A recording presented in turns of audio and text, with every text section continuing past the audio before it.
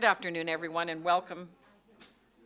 Good afternoon. Welcome to the Electoral Area Services Committee meeting for Wednesday, July 17th. I'd like to first acknowledge that we are on the traditional territory of the Coast Salish people, and also welcome alternate director Ryan. Welcome. And to remind you that you had two supplemental letters, one for R4 and one for R7. And we also have closed new business 1 that will be added to the agenda today. So I'm looking for an approval of the agenda with that, and if there's anything else. It's been moved and seconded. All in favor? Any opposed? Motion is carried. Director Morrison. Yes, Madam Chair, I'd move that we move into closed session under Section 91(2) confidential information. Okay, so it's been moved. Is there a seconder? Moved and seconded. All in favor? Any opposed? Motion's carried. So we will now close the meeting for a few minutes while we have the discussion. We're going to go into closed. So if I can get most of the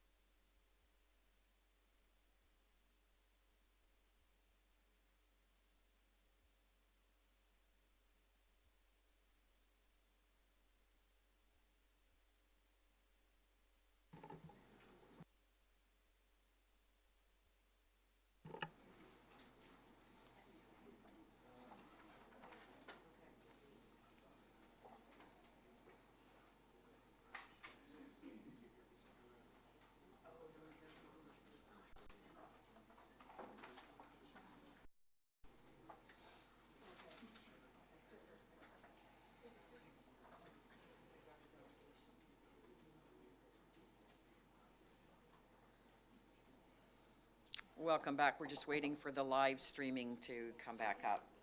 Let's,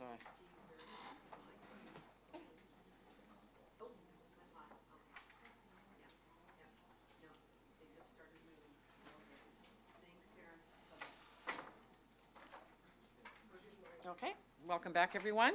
I'd also like to move R7, so report R7 up to R1. So it'll be before R1.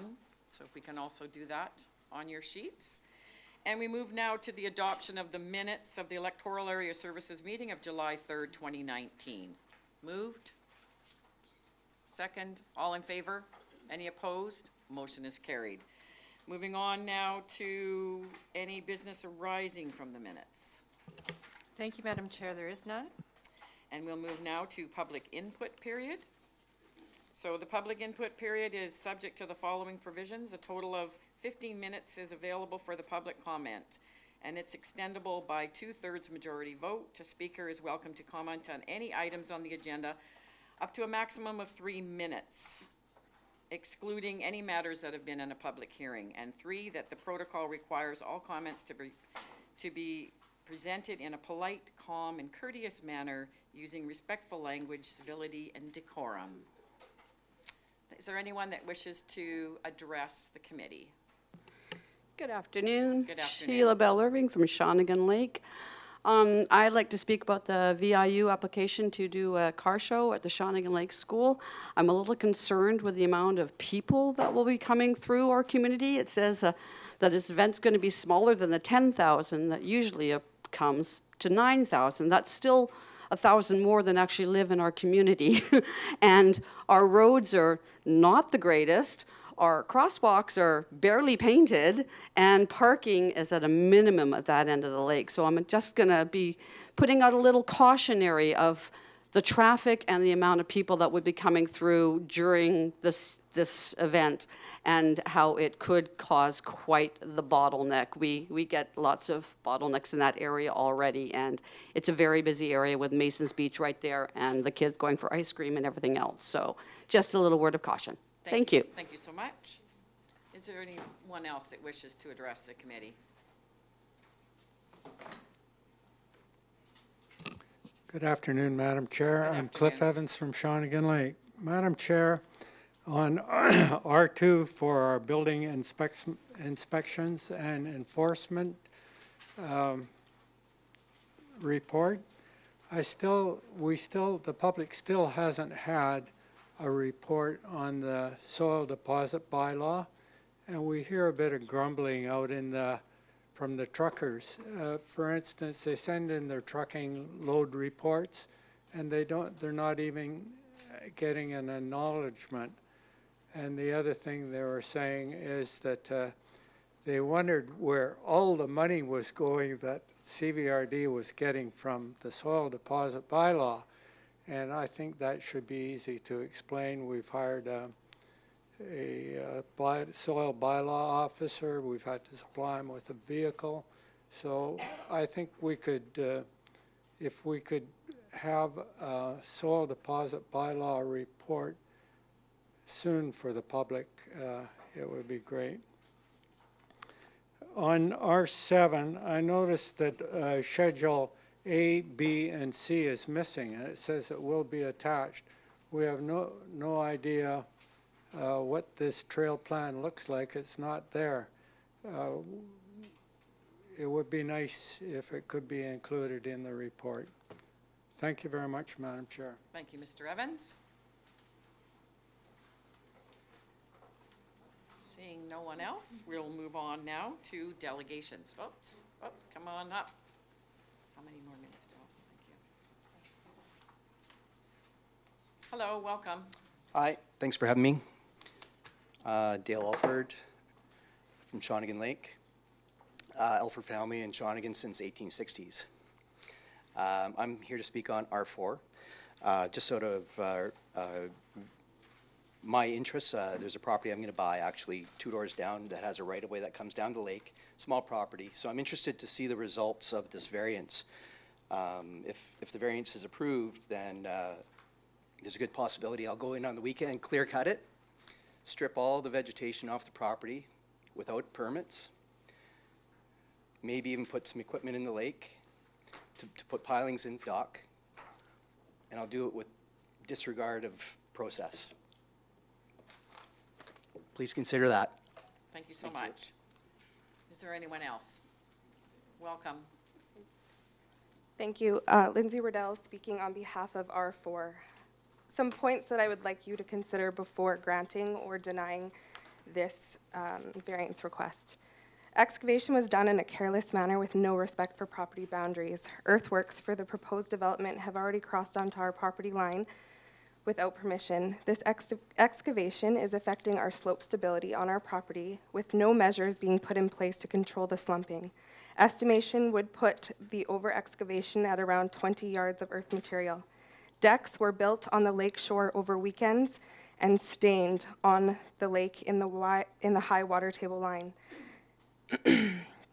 There was no regard for water quality on the lake, which is a source of drinking water for all the residents, not to mention the negative side effects that it has had on water habitats.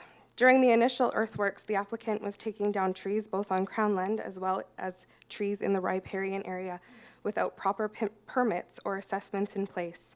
No sediment erosion control measures were put in place during the initial earthworks to demolish the existing cabin and grade the site. They were installed after the lot was decimated. Heavy-duty construction equipment was used in the lake bed to remove the vegetation on the shoreline with no contingencies to protect the water, the aquatic habitats, or the water quality for adjacent water intakes. Almost impossible to protect that when you literally put the excavator bucket into the lake. There is video evidence available showing excavators and post pounders within feet of the water after being told by CVRD bylaw officers to have no heavy equipment operating in the riparian area.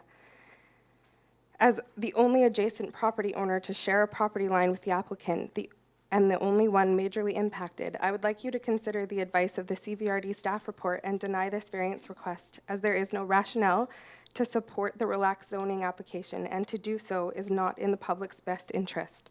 The building of docks and non-engineered retaining walls took place on the weekends. This is not a coincidence. All I'm here today is to ask you that the applicant be made to abide by the bylaws that are put in place, just like the rest of the CVRD residents that exist. Thank you. Thank you so much. Call again if there's anyone else. Is there anyone else that wishes to address the committee? Do we have a chance to comment on this application when it comes up in the Are agenda? you one of the applicants? No, a related party. But after the applicant is presented, does the public have a chance to No, comment to answer? This is the only This is chance. it, unless the applicant wishes to add anything, more information Oh, after the staff okay. reports it. Okay, so my name's Dick Horwood. I'm a real estate appraiser and consultant, and also our family's had property on Shawnigan since 1945. So in the process of my work, I'm familiar with Shawnigan, I'm familiar with the riparian area regulations, I'm familiar with the road accesses and all the issues surrounding that, and squatter floats and all that stuff. So I got involved because I'm friends with the owners of 2375 Q's, and so in the process of the work for the Moncure Road, when it got stopped, there was implications to 2375 Q's, and so I just stepped in to facilitate and make sure that as it got rectified, that it was done right. But I have some background on it because, and the owners of Q's, Rob will talk to, but basically, there's been good communication with Moncure and that side of Q's since the process started. I only got involved because in the process of it being stopped, there was access implications to the neighbor on Q's. And so I just was helping make sure that in the process of getting it started again, that the neighbors got together and had a good agreement to make sure that the incomplete changes to Moncure Road were completed in a manner that was suitable to both parties. And so I think I've successfully accomplished that. So that's the background there. It's interesting because the owners of Q's, whoever developed that years ago, they have zero lot line also. So the variance on Moncure is actually less intrusive than what was already done on the other side of Q's. So that's just my background as a property owner on Shawnigan and someone familiar with the lake and the water quality and all the issues involved. We're not neighbors, so there's absolutely nothing about the completion of the Moncure Road property that could in any way affect the lake or our family property. So basically, as a lake resident, I'm absolutely in favor, and as a facilitator of making sure both neighbors get it right, I'm very confident that as it proceeds forward, it'll be done right. Moncure Road will be rectified, and it will be nice. And there are some benefits because, You have just a few seconds left. okay, Mr. I'm always conscious of, there always ends up squatter floats on. There's 7 road allowances on the south side of the arm, 5 on the north, and they often become a problem with squatter floats and parties and whatnot. I'm pretty confident that as this is completed, it will be nice, it will look good. No one's going to put a squatter float at the end, and it should work out well. Thank you so much. Thank you. So exactly 3 minutes. So anybody else wishes to add anything? Yeah, Rob Olson, 2375 Coos, and we are on the border of Moncur Road as well for R4 here we're talking to. We've been in conversation throughout this build, or this opportunity to build on Moncur Road. And I just wanted to say we are in support of what is going on there because of this conversation. We are heavily affected by it because we also border on Moncur Road, which is what our driveway comes down and then moves into Moncur Road, and we are right on the boundary of Moncur Road. So in the process of getting things developed there, in order to get all the levels properly stated, things have changed a lot, and the road has changed a lot. And as a result, we've lost some of our parking, which is expected actually, because we know that this property also needs some space, as we do, for our living. However, since the work has been stopped by the CVRD, we've been stuck with a situation where basically it's unsafe, and it's not a good situation for our family, and we've had several people fall on this build that we've had.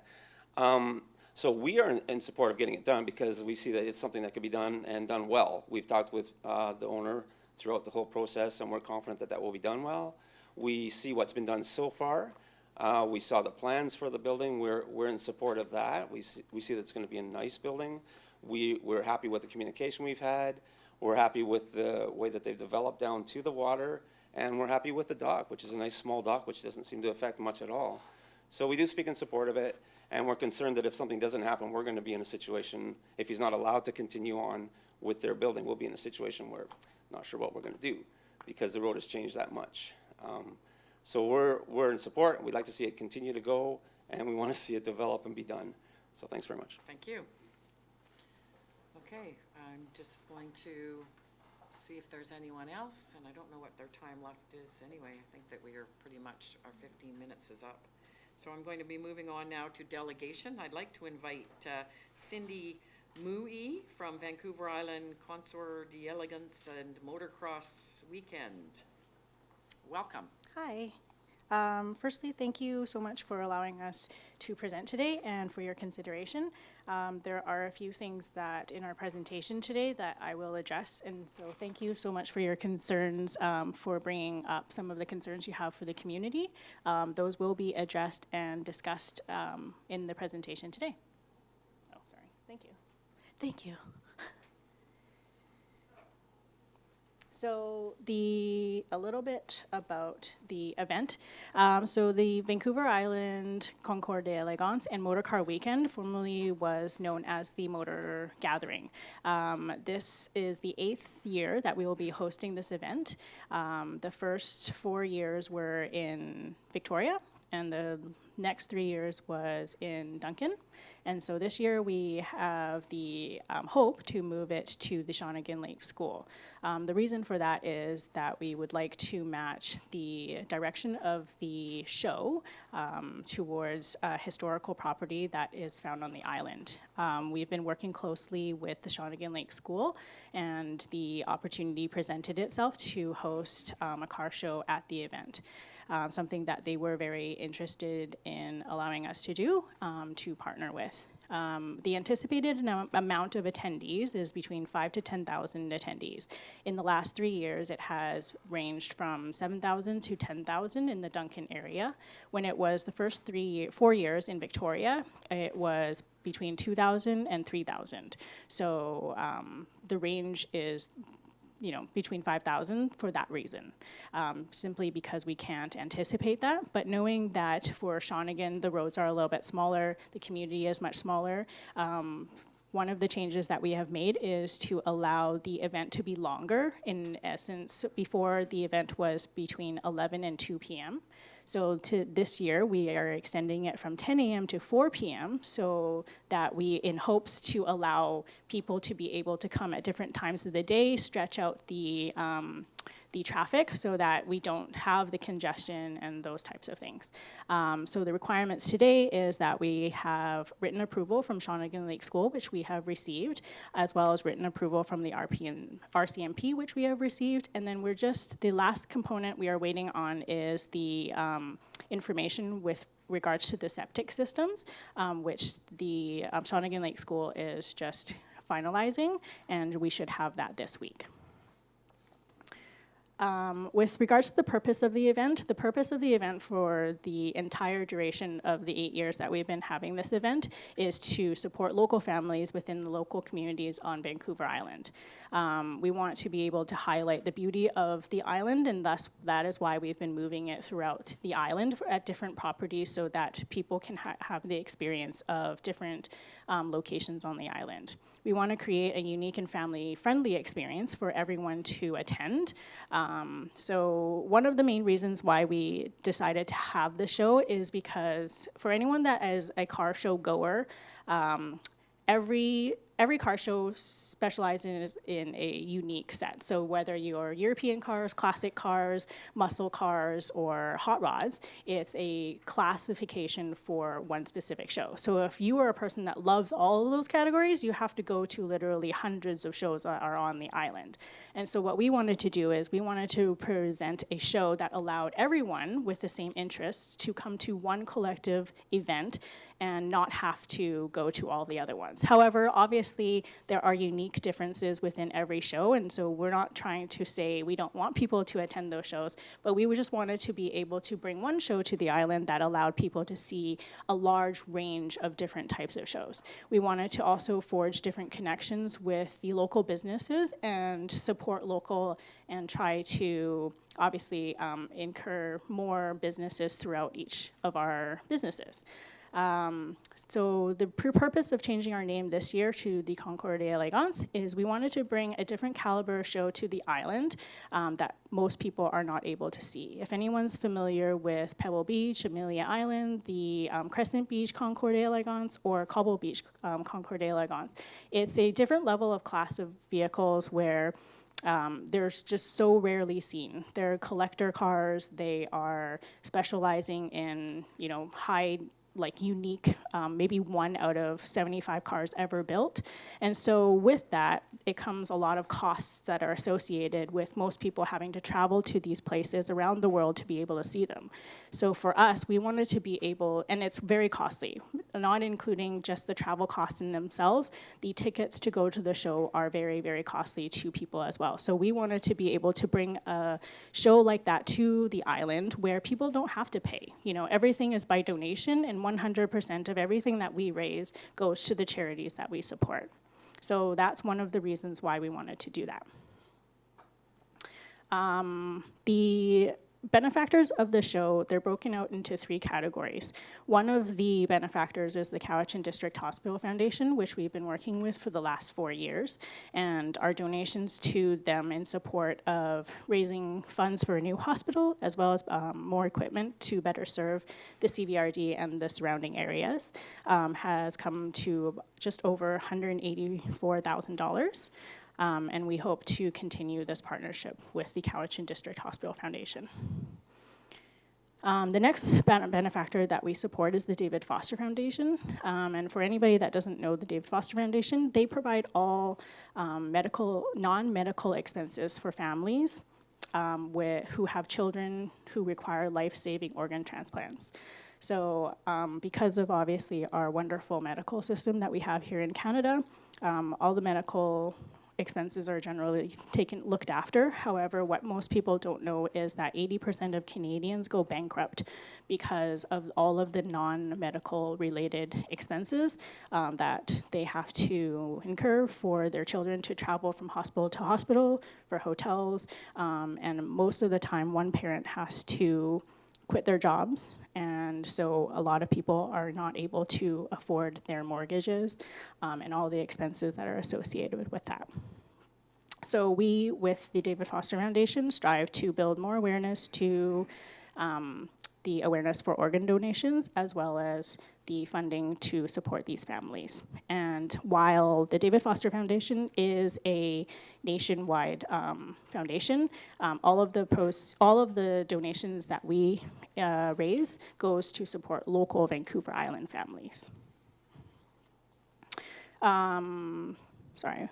One of the last points on another slide that we have is the third component that I was talking about is that a portion of the funds that we raise will also be going to families that are not associated with any charities or organizations.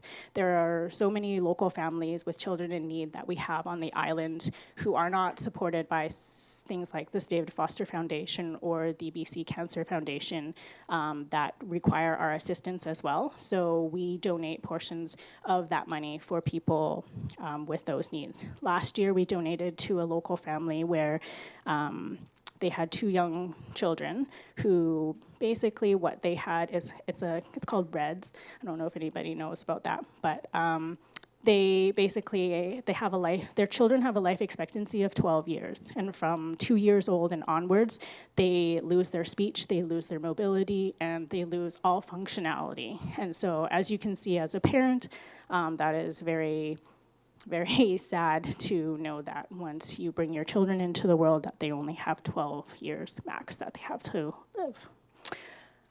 So with regards to the new venue for Shawnigan Lake School, obviously I mentioned that we want to have a historical significance to pair to the shows and the classic cars which are the Concorde Elegance that we're hoping to bring to the Shawnigan Lake area and bring awareness obviously to the Shawnigan Lake community because it is such a beautiful community.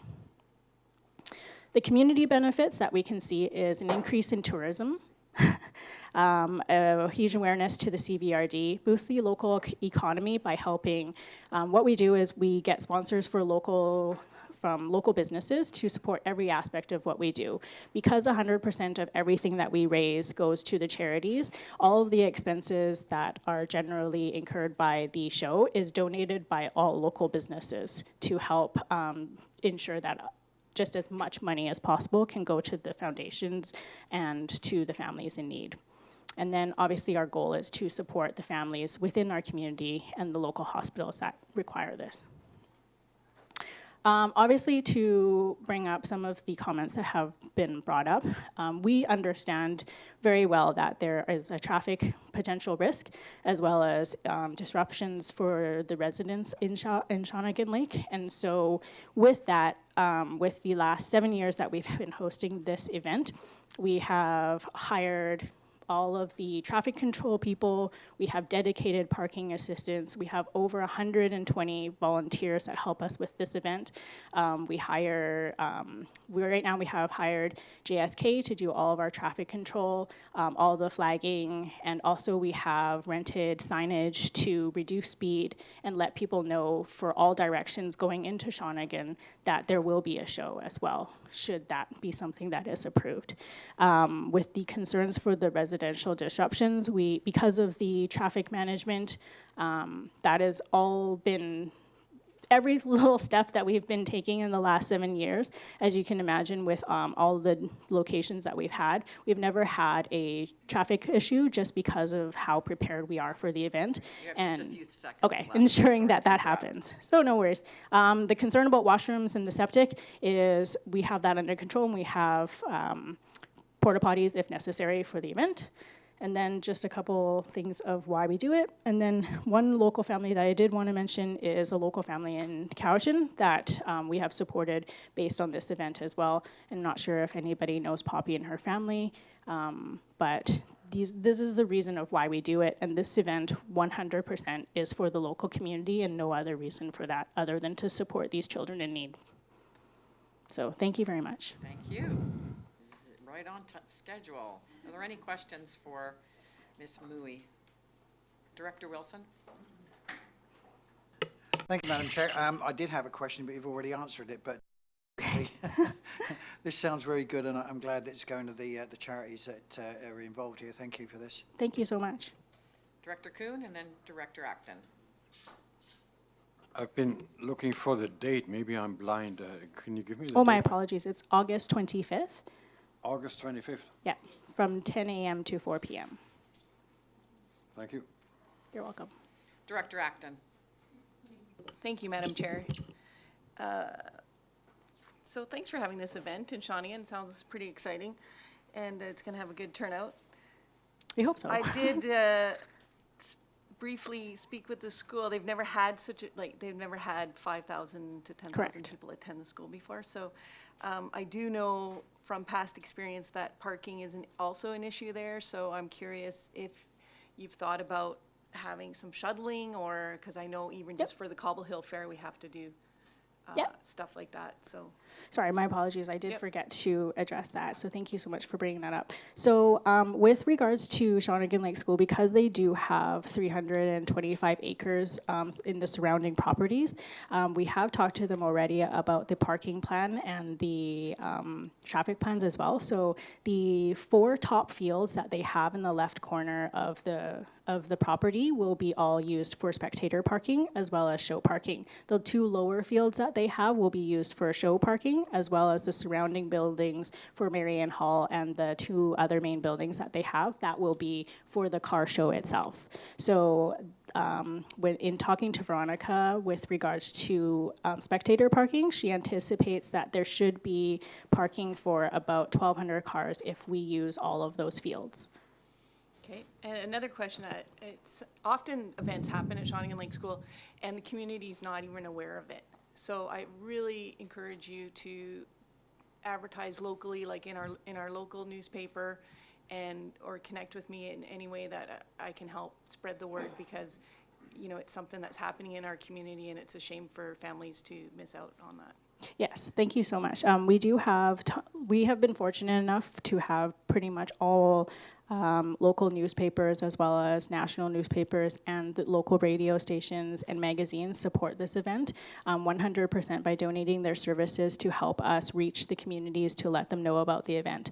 Every one of those mediums does start next week and some on this weekend, but we will be sure to, we've also already put it into every island community online community board and calendar, as well as their social channels. So we have been starting that as well. So I think so I do think that as of next week, everyone will know about it. Yeah. Thank you. All right, thank you. Director Nicholson, you have a question for Ms. Yeah, Louie? thank you. This sounds like an amazing event. Thank you. And I know Highway 18, when it was held in the Motorsport Place before, it really became quite clogged and traffic was a huge issue. And that's a highway. Highway 18 is a pretty straight thoroughfare. So I guess I am a little bit uneasy about the level of traffic in Shawnigan Lake, and I'm particularly wondering about how you're going to manage it, because it looks from the report that it's going to be done by volunteers. And I'm just wondering what the RCMP think about traffic, managing the traffic on the roads. So the traffic for the roads will actually be done by JSK, so a higher traffic company. So all the professional flaggers that they have. Will be professional people. Correct. Yeah, The okay. volunteers that will be doing are on-site spectator parking. It's parking. Correct, yeah. Okay, good, thank you. You're welcome. Okay. On that, I'd like to thank you very much. Thank you so Great much for all your presentation. time and consideration. Thank you. Moving on now to correspondence. I see correspondence 1. There's been a grant and aid request, Electoral Area A. Ms. Harrison. Thank you, Madam Chair. Recommendation before you is that it be recommended to the board that a grant and aid, Electoral Area A, Mill Bay Malahat, in the amount of $300 be provided to Cowichan Community Workshop Co-op to support the Vancouver Island Homesteading Fair. It's been moved. Second. Is there seconders? It's been moved and seconded. All in favor? Any opposed? Motion is carried. Moving on now to C2, grant and aid request, Electoral Area B, Shawnigan Lake. Thank you, Madam Chair. Recommendation before you is that it be recommended to the board that a grant and aid Electoral Area B, Shawnigan Lake, in the amount of $1,000 be provided to Cowichan Community Workshop Co-op to support the Vancouver Island Homesteading Fair. Moved. Second. All in favor? Any opposed? Motion's carried. Moving on to C3, grant and aid request, Electoral Area D. Thank you, Madam Chair. The recommendation before you is that it be recommended to the board that a grant and aid Electoral Area D, Cowichan Bay, in the amount of $500 be provided to Cowichan Community Workshop Co-op to support the Vancouver Island Homesteading Fair. Moved. Second. All in favor? Any opposed? Motion's carried. Moving on to C4, grant and aid request, Electoral Area E. Thank you, Madam Chair. The recommendation before you is that it be recommended to the board that a grant and aid Electoral Area E, Cowichan Station, Satlam, Glenora, in the amount of $1,000 be provided to Cowichan Community Workshop Co-op to support the Vancouver Island Homesteading Fair. Moved. Second. All in favor? Any opposed? Motion's carried. Moving on now to C5, Electoral grant and aid request, Electoral Area E. Thank you, Madam Chair.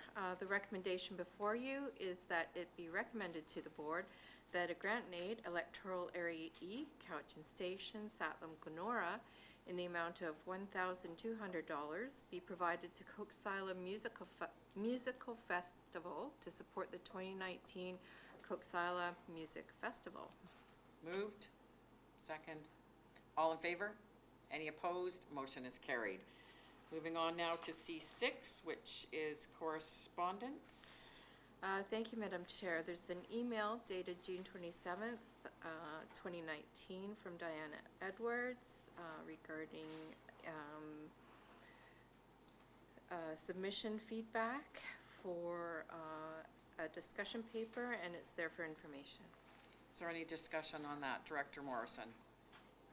Thank you, Madam Chair. This came across my emails yesterday. I've spoken with Ms. Breen from Community Planning, and she is looking into whether or not there's a lot that would be applicable to our region, and we'll be just doing a cursory look to see whether or not there is reason for us to comment. And she has managed to secure an extension to July 26th. So if there's anyone that has any particular information or interest in this, that I would suggest they speak to staff. We're not sure we're going to put something in. We'll have to determine whether or not there's it'd be appropriate for us to comment. I'm not sure what level of classes of licenses we have in this area. Yeah, I think it's it has been critical in a lot of the farming areas, so I'd be interested in seeing that and participating as well. Director Nicholson, did you want to speak to that? No, I would be interested. Yeah, so I think the two of us and in our area where it's a lot of agricultural lands, it's important. So, moving on, that was for information, and we will, recommendation was for information. We'll move on to reports. We moved the R7 to first, so could we have R7, whoever is going to be speaking? I have to get it first.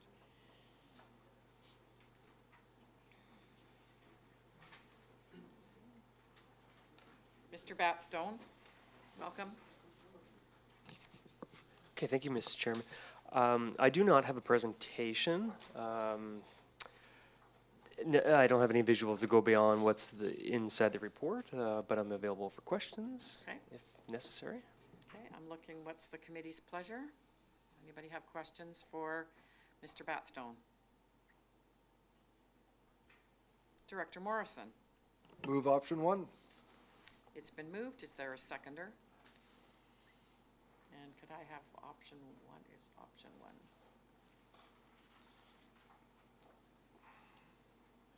Any discussion? We're gonna, do you have option 1 in front of you?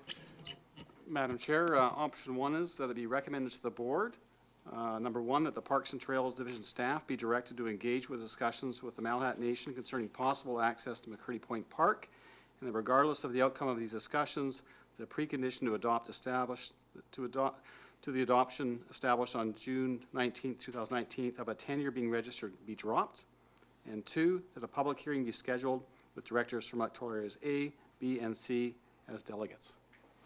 Right, so that has been moved and seconded. Is there any discussion? Seeing none, I'm gonna call the question. All in favor? Is there any opposed? No, none opposed. Moving on now to R1. Oops, R1.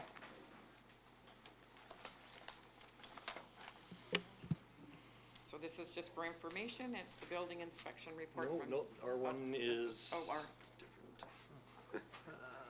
Oh, Shawnigan Lake School event, sorry. No. I saw you and just thought automatically that it was the building inspection report. I'd like to start off by thanking Amy and Emily and Cindy especially for putting on a great presentation, because it's certainly going to make my job a whole lot easier. So I put together a bit of a report, but I'm not going to reiterate what you've already seen, because I think you've seen a very detailed report. What I will go on to say, maybe some people do not know, or some of you don't know where Shawnigan School is, but I'm sure you all do. I did put a couple aerial shots together to show the grounds. Oh, 322 acres. Ooh, baby. Oops, no, that's not what I want.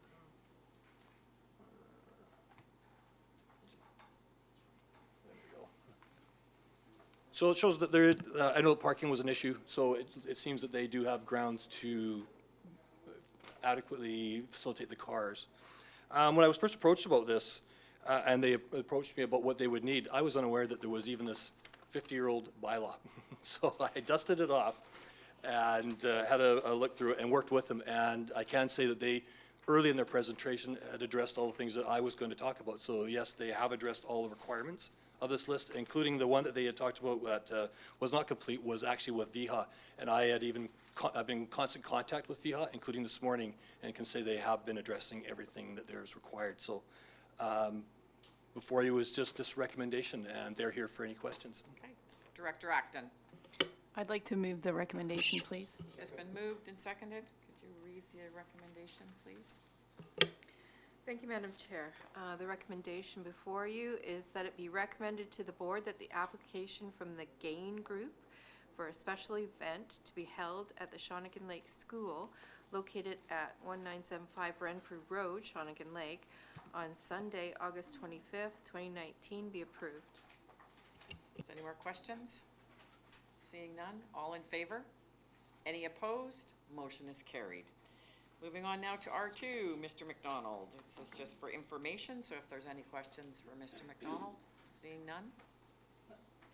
Seeing none, we'll move on Just, to... sorry, Madam Chair. Yeah. Just one quick thing, just before we move on, because something has come up here. So Yes. we had talked about a quarterly building report. That will be on the next agenda. Yes. And the other thing is, there also, staff is currently developing a report for the soils bylaw, which will either be at the next ESC meeting or the one preceding that. Thank you very much for updating us on that. That was a question period. Our public input period. We'll move on now to R3. I'm not sure who's going to be presenting. Hello. Thank you, Madam Chair. Okay, so the item... Welcome, Ms. Herrera. Thank you. The item before you is development permit application number 04G16 DP. And this application also has a variance. And the property is at 4221 Solmy Road. And a permit is required as the property is located within the Ocean Shoreline Protection Development Permit Area. And as I mentioned, there's the variance component as well. So this is the subject property map, which is in Electoral Area G. It is fronts on the ocean and is at the corner of Kenyon Road and Solmy Road. And just an aerial shot of the area. The property contains a single-family dwelling. A little hard to see in this zoomed out image, but you can kind of see that there are similar properties in the area and numerous single-family lots in the vicinity. This is the site plan, shows most of the property boundary and the siting of the rear portion of the house, which is the thick outlined portion where you can see there's a deck off the back of the house. So this provides a general sense of the house on the property and the siting. The curved line there, the dotted line, is an existing retaining wall that is outside of the 15-meter setback. And I've got a zoomed-in portion of the subject property site plan, and you can better see the 15-meter setback from the property, or from the high water mark, and the location of the stairs. So there's an existing concrete retaining wall with a few steps up from the beach to the top of the wall, and this wall extends along several of the abutting properties as well.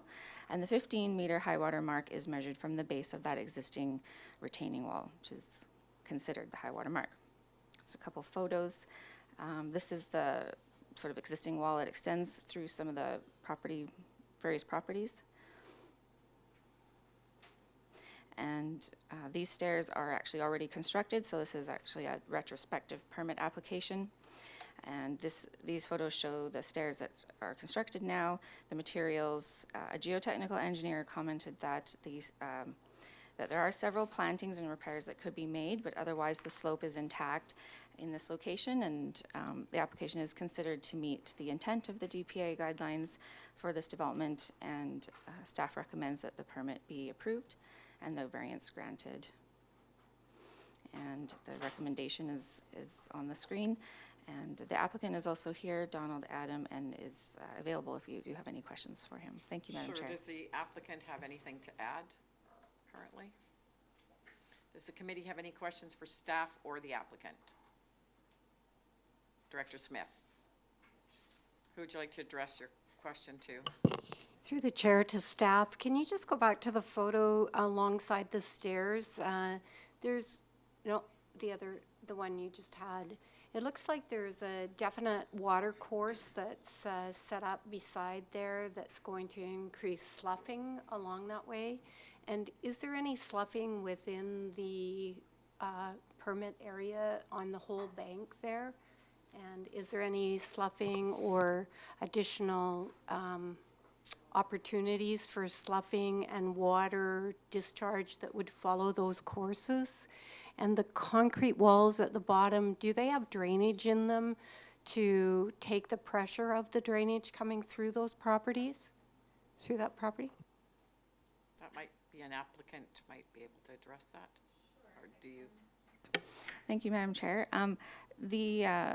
The sort of area beside the stairs, if you're referring to some of this, was actually just from the excavation of the building the stairs, so that's why there's no sort of plantings there. I don't believe that's a permanent situation from drainage.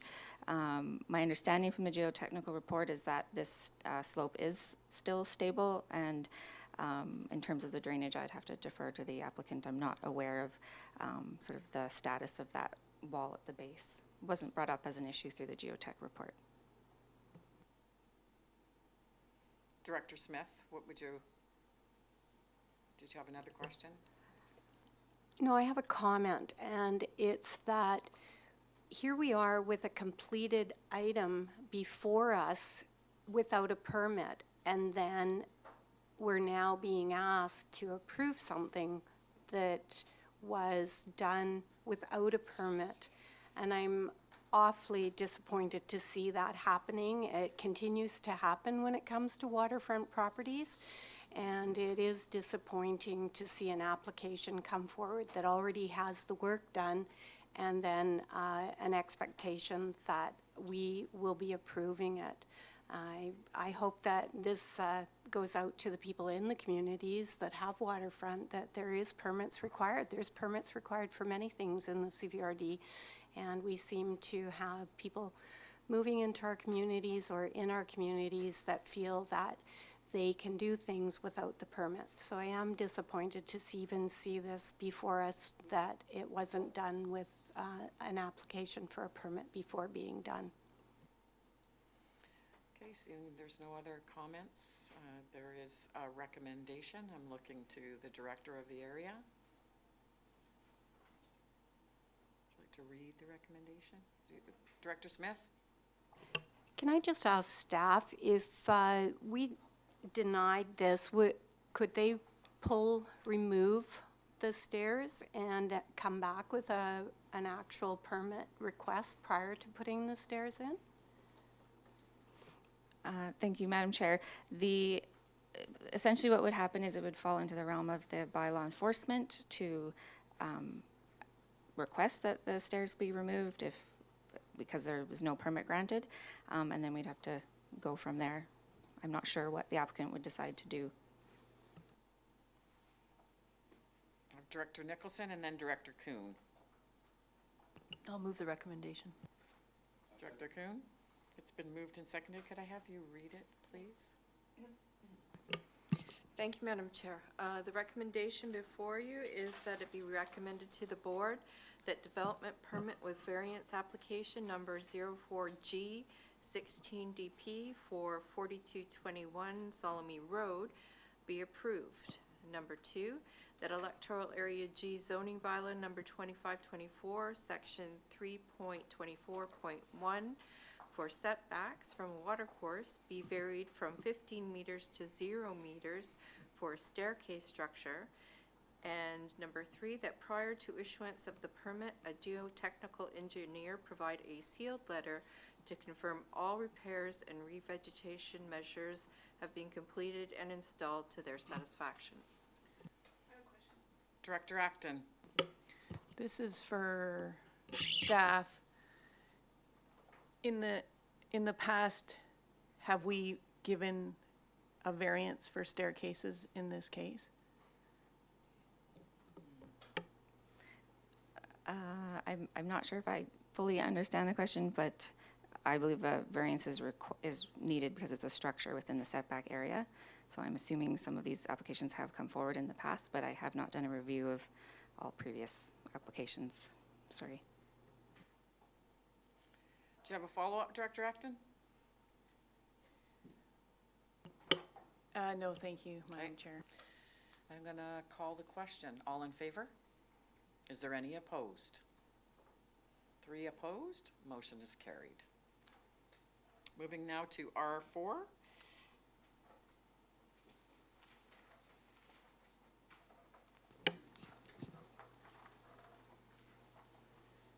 Thank you, Madam Chair.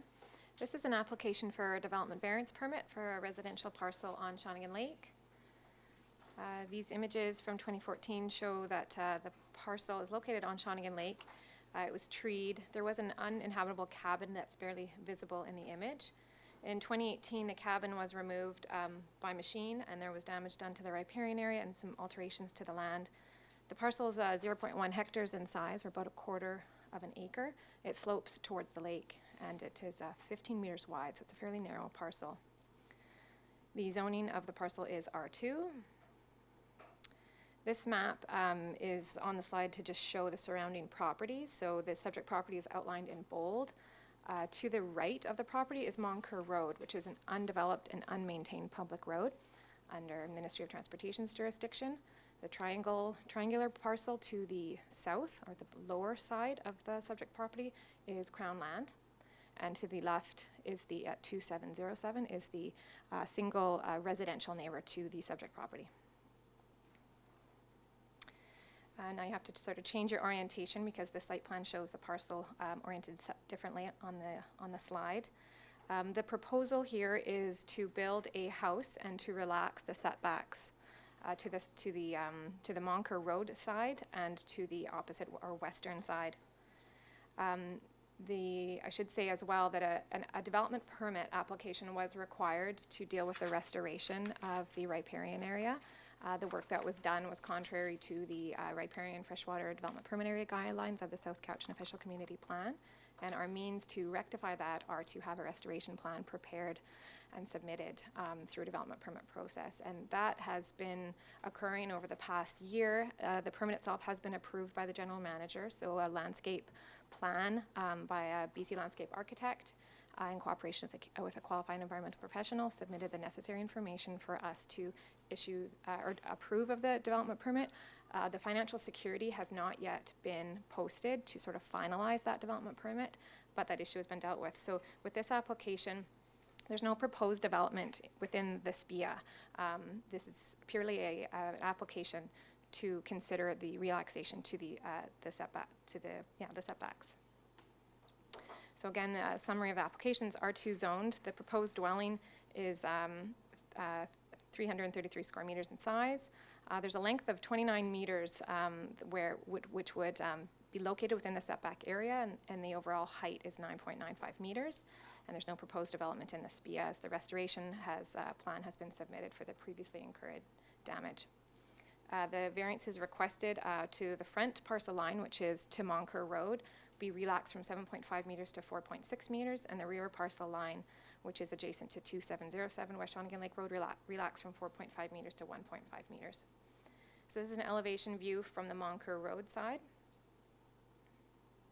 And this is an elevation view from the adjacent neighbors at 2707. This is an image that shows sort of the interface with that residential parcel adjacent to it and shows the site alterations that have occurred. I'm not quite sure on this image where the 30-meter development permit area begins and ends, but I believe the majority of this has occurred outside of the development permit area, but these are the land alterations that I believe have taken place. Adjacent property owners were notified. There was one letter in support of the application from the owners of 2375 Moncur Road, also Hughes Road. There are many little roads in Shawnigan Lake. One letter of objection from the adjacent neighbor at 2707, and then 3 letters of support from property owners within the broader area, but not immediately affected. some additional images taken from building department staff.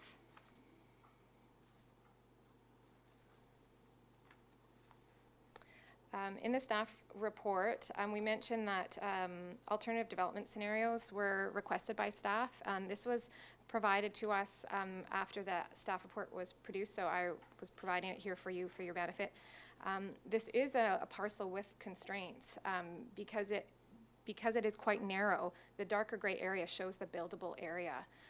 So that is perhaps not a realistic house size. And in our recommendation to deny this application, staff are not suggesting that no variances be considered on this. We are suggesting that this application with the extent of the variances being requested is not reasonable. And so for the reasons outlined in the staff report, which are the significant objections from the adjacent residential parcels, not having a rationale for approving this application, such as allowing for sensitive development, such as protecting large stands of trees or that this application be denied. Thank you. Does the applicant wish to add anything? Yes, I would. Go ahead, come to the podium. Okay, sorry. And feel free to use the slides if you would like, okay? Just with the cursor. How much time do I have roughly? So know how fast to go through? Well, there is no time allotment for applications, but Roughly? Can I hand these out then, really quick, just for your reference? So you just get all the way around? And I'll just go through as quickly as I can. okay. Okay. So, sorry, I'll let you guys get those all first.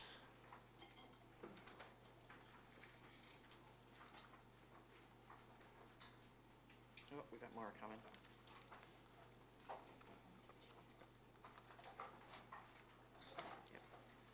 So this is just a brief overview of how we came to this point. We are seeking a variance for a relaxed setback in order to build our future home at 2710 Moncur Road. We purchased the land in April 6, 2018.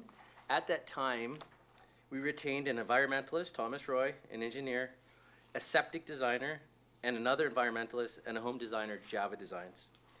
The realtor advised us that the home could be built on the lot given current zoning R2. During the design phase, the interaction with the CVRD, they informed us that a development permit would need to be attained as well as a variance application.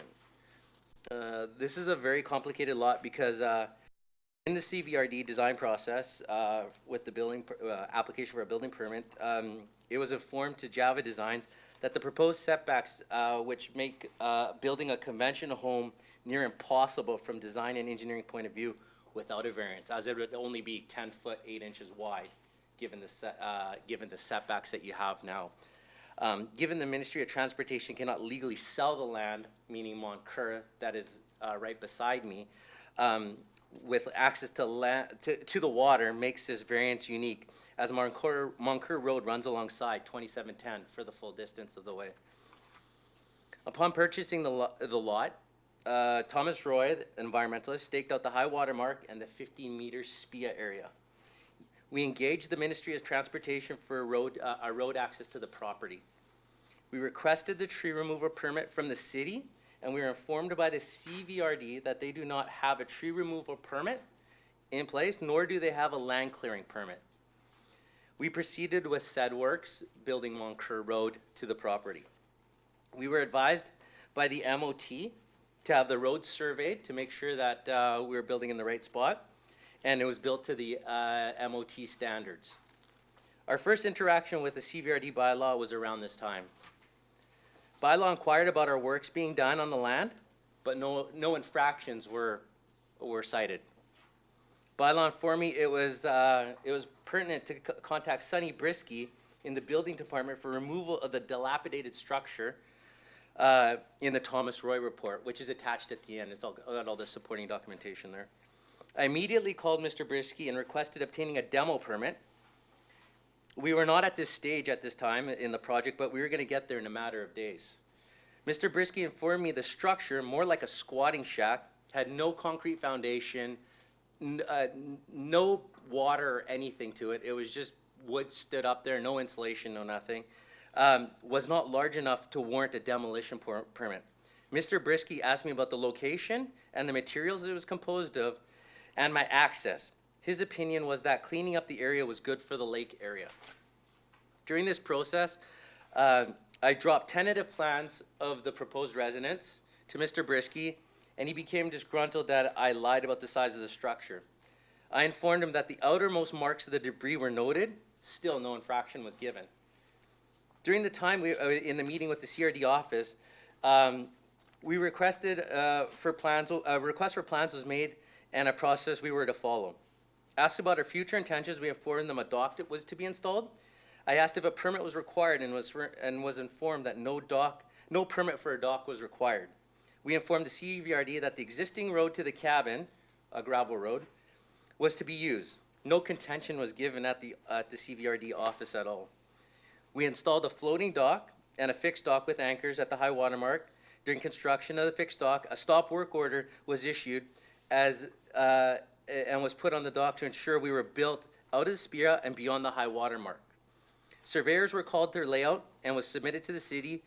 And you can see from Allison's report there that we had built a fixed dock at the high water mark going forward. So you are not allowed to build a fixed dock coming backwards. And it says the history of bylaw infractions that they're saying we have, construction of a platform dock at the high water mark. This is acceptable from my understanding of dock construction from the provincial website. No infraction was given nor an acceptance given after supplying the JE report of the dock location. At this time, with numerous visits by bylaw and interaction with the city, it was agreed that we would stop all works near the SPI area until the development permit was attained, along with a variance application. Please note, no infraction for the CRD or environmentalists were given for removal of the cabin, removal of vegetation, or the stop, or a stop given to the verification, or stop was given to the verification of the dock at the high water mark and the location. Sorry. So just going back to neighbor interaction here, when I first purchased the land, we contacted Mr. Olson before we moved any heavy equipment in there, and we approached the Riddells at their home and had a communication. So both neighbors were notified and consulted about future works on the property. The Riddell property took negative view on the possible construction for the following reasons as related to myself on site. They were not notified the property was for sale by the owners. Never got to the real estate board. The Riddells had numerous vehicles, sea containers, garbage, and miscellaneous commercial items located on my property at 27 Moncur that had to be removed in order for us to grant access to our property. Mr. Riddell is running a full-fledged commercial welding operation from his home, as well as a large-scale salon beyond the size allowable by bylaw. This case is under investigation by bylaw as we speak. Madam Chair, point of order. Yes, This does not pertain to the application that's before us. thank you. So if Okay, you can so stick I'll to get to the the application, staff not- report. Not Okay. the personal issues. Okay, perfect. The property requested and lot coverage is 27.8%, which is in the with the allowable 30%. Unfortunately, due to the narrow lot design, sloping contours of the home must be stacked. The design of the home was carefully designed to allow Mr. Olson reasonable access to his property, given the problematic elevations for his driveway leading to a 4-story home on his side. Out of the ground, you will only see a story and a half. 2 stories of the home is buried. The lowest point of the grade reveals a 25% lower floor, where it's only exposed for 10 feet at the corner. So it shows 4 stories only at 10 feet at the lowest point. If I quickly go through any other things here. So the ministry, there were some other bylaw infractions on Moncur, just one other one, which was a wall that helped Mr. Olson get access to his house. It had nothing to do with my property. It was, Mr. Olson had a road. Stick to, yes, stick to the application. Okay, perfect. So impact to the lake, the design of the home retains, the design of the home retains previously unstable ground, thus limiting the possibility of back erosion and silt to the lake. The removal of the squatters' cabins reduces any possibility of toxic runoff water to the lake. The development permit clearly enhances the waterfront and adds value to adjacent properties and visuals from across the lake. Water runoff from surrounding areas is either captured or cleared or diverted through neighboring Moncur Road, which in its current state leads to the lake shore approximately 60 feet wide. Any bylaws that were addressed in the dock, with the dock, are addressed through the development permit, which the CVRD has tentatively approved and showed support. The Roy report states no negative impact of the proposed development, variance, and clearly shows a tentative design of the home. I'll bypass the issues with the, policy 5.8, a consolidation of the property is not viable for several reasons, which was brought up. The Riddell home is situated alongside us, so we cannot acquire, there's a road alongside their property, so we can't acquire any more real estate from them, as they have a road accessing a second dwelling. And the Ministry of Transportation will not sell off any property from Moncur to allow me to build a home, because it is not in their policy to sell any road allowances that lead to the waterfront. They're not allowed. Even if we're allowed to purchase property from the MOT, it would make Mr. Olson's situation Just stick to your worse, situation. yeah, to get to his property. And I'll just summarize right now. It's very hard to understand the approval of the development permit, but denying the variance application, which clearly undermines the development permit. The CVRD concerns are addressed in the development application, which includes $65,000 of improvement with no support of the variance application, which works concurrently. The removal of the squatter shack has a positive outcome with the redevelopment of this lot. Denial of the variance application would leave Mr. Olson's property in limbo. The request for the $65,000 of improvement was for support and removal of the squatter shack in the SPIA area, but undermines the variance application with the supposed bylaw infractions. And that's basically, that's Thank the you. end of it. Is there Thank you any very much. questions for the applicant? Seeing none, I look to the director of the area. I have a comment and maybe a question for staff. In the staff report, it says there's no rationale provided to support approval to relax the zoning regulations, and to do so is not in the public interest.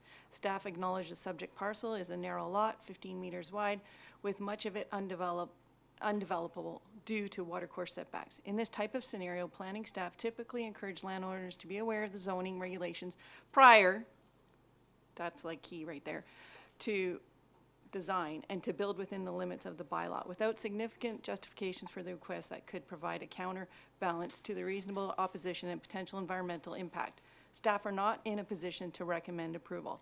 Now, I know there's been a few. Is this a question for Yes, Ms. no, Garnett? yes. Okay, There's thank been you so much. a couple, Just have the others. sorry. a couple emails added late. I just want to verify that staff still stands behind this statement, and if so, I would like to move option number 1. Yes, I stand behind the statement. Okay, thank you. So, I would Moving option one, is moving there a option one. seconder? It's been moved and seconded, and discussion, Director Morrison. Thank you, Madam Chair, and just a couple of comments, and I know that we've got specific policies and guidelines where we hand off certain authorities for permits and the likes to our general manager, and there's rationale for that, and we're trying to expedite the processing of applications through the through the department. But I would just note that in a case like this where we've got a couple of permits on one property, I could see the merit in those being considered by the committee at the same time, as opposed to having one for variance come to us and yet the other permit being dealt with through the general manager. I think there's some merit in those being brought forward together so that we're making a decision based on the totality and not a compartmentalized decision for variance and a replanting plan or whatever the likes are being done separately. So I would ask that our staff make note of that concern. And I've been here long enough to understand that there are great properties in this region, and there are others that have challenges, that have constraints. There's whether it's the geography in the area or whatever, and a lot of these properties are left undeveloped for periods of time or are sold at reduced rates and the likes, and just because of those very things. And as I say, I've been here long enough to see that there are people that are in possession of difficult and difficult to build on and challenging properties in which not every goal of a property owner can be achieved in some of these properties.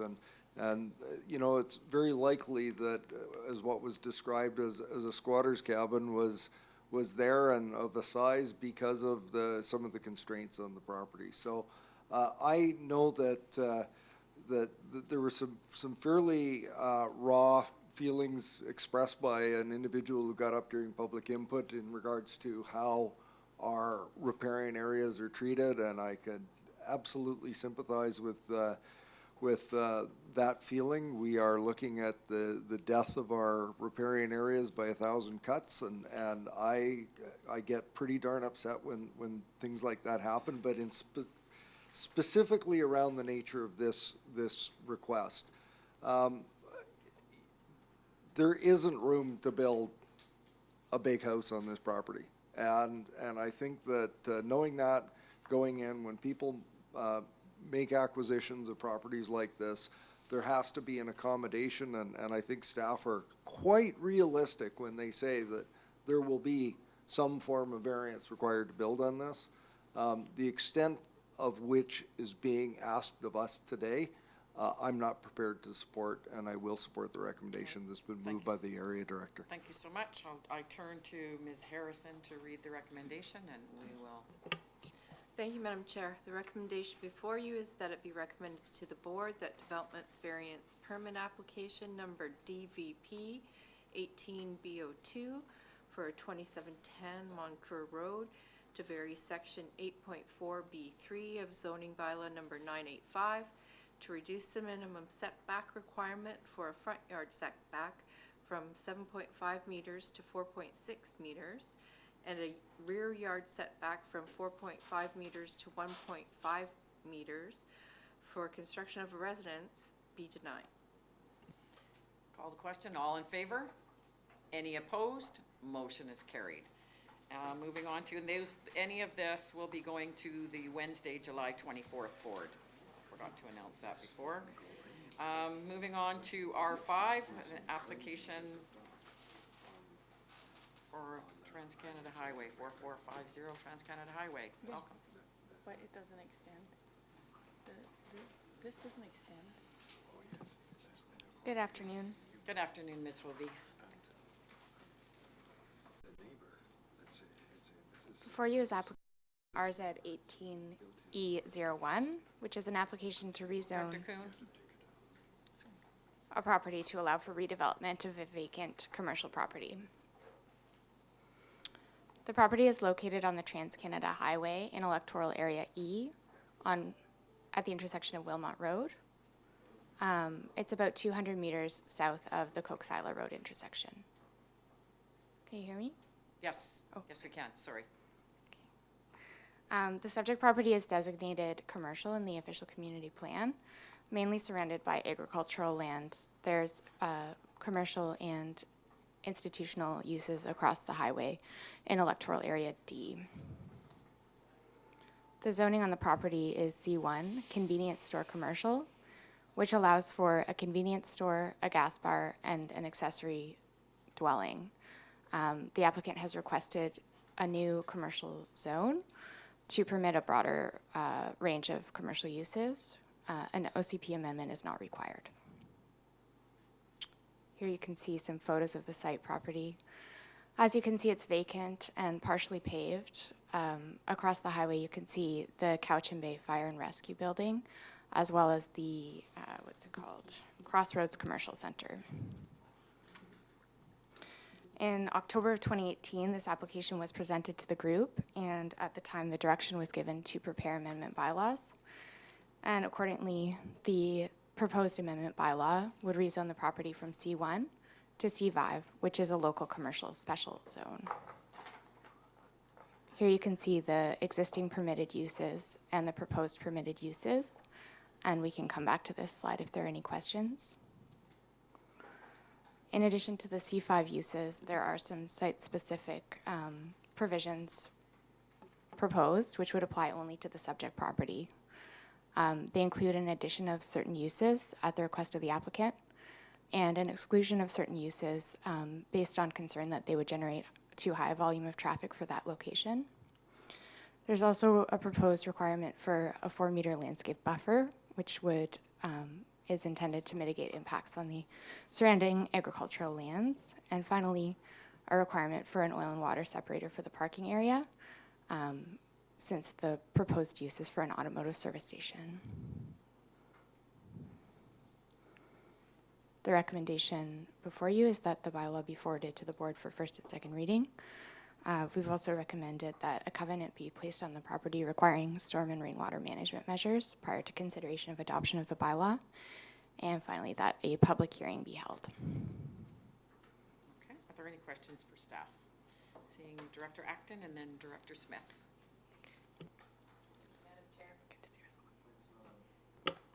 Thank you, Madam Chair. Through you to staff.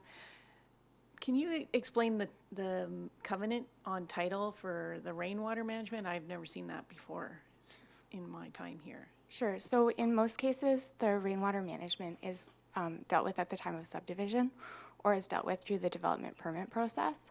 However, in the area E, OCP, the particular development permit area in question, which is the Trans-Canada Development Permit Area, does not have requirements for stormwater management. And it is important on this site because of the proposed use, but also because the highways require that drainage not flow onto their roadways. So this is seen as a way to bring that requirement in for this proposal at the time of rezoning when we can require it.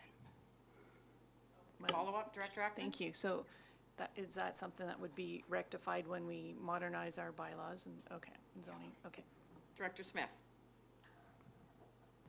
Through the chair to staff, I was just looking at attachment B, and it states that there is a covenant on the property for no gas sales until 2039.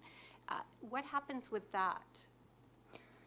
So that covenant is between the property owner and the previous owner. The previous owner of the property was a gas station, and they placed that covenant on title as part of their sale. So it's not incumbent upon us to enforce that covenant, which is why we've still excluded the use from the property. Follow-up, Director Smith? Okay. Looking to the Director of the area. It's been moved and seconded. Any more discussion? All in favor? Opposed? Motion is carried. That goes to the July 24th board meeting. Thank you. Moving on now to R6. Welcome back, Ms. Garnett. Thank you. This report does not deal with an application, but direction from the board to proceed with a bylaw amendment for property in electoral area E. So about a month ago, the subject property came before you, and there's been an opportunity to, in my opinion, rectify historical industrial zoning within an agricultural area. So the subject property is 4005 Row Road. It is all designated agricultural under the official community plan, but it is split zoned between agricultural and industrial.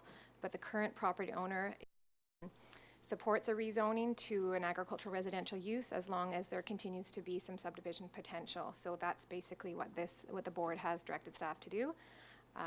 So as you can see, some of the property is located in the agricultural land reserve, but not all of it. So that was a confusing element to the use of the property before.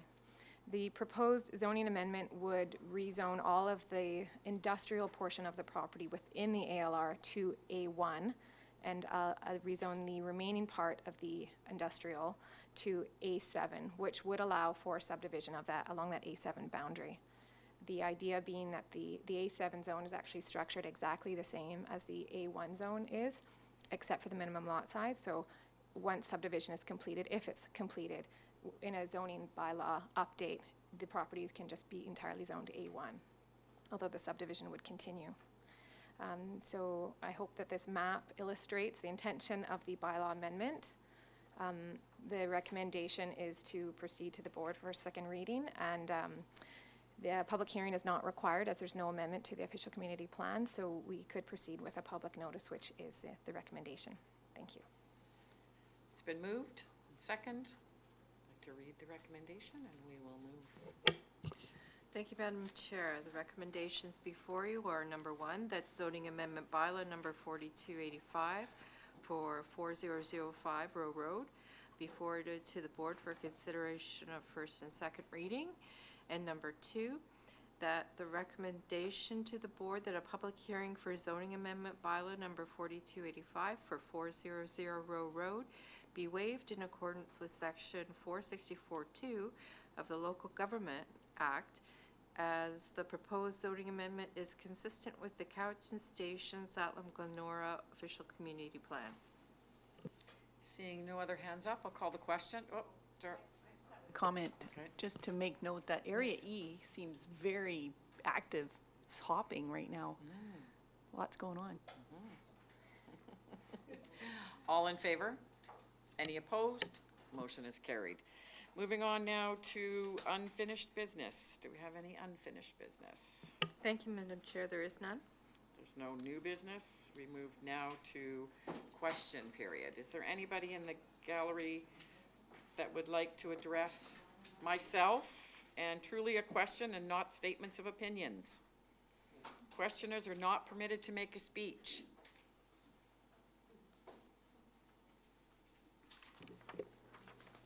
Madam Chair, I'm Cliff Evans from Shawnigan Lake, and I Welcome, wouldn't Cliff. make a Madam Chair, on the soil deposit bylaw, I missed out on the meeting that the soil deposit bylaw will be It's reported on. either the next or the following electoral area services. So Next- it'll not be the next, it might be the next one or 2 weeks later. That's what I understood. That's fine. Thank you very Okay. much, You're Madam welcome. Chair. The second question is, on R7, I didn't get an answer or didn't see anything brought up on the schedules A, B, and C. And there are the maps of the trail sites and that, and it says on here, attached map, plan showing trail site and construction plans to be attached, but we haven't seen them. They're not attached. It's a draft trail agreement. It was a draft. Oh, so is there not going to be any attachments then? No, there isn't. Oh, so that explains it. Yeah, there you go. Thank you very much. Is there anybody else in the gallery that wishes to address myself? Seeing none, I will motion to adjourn. Is there a second? All in favor? Any opposed? Motion is carried. Woo-hoo.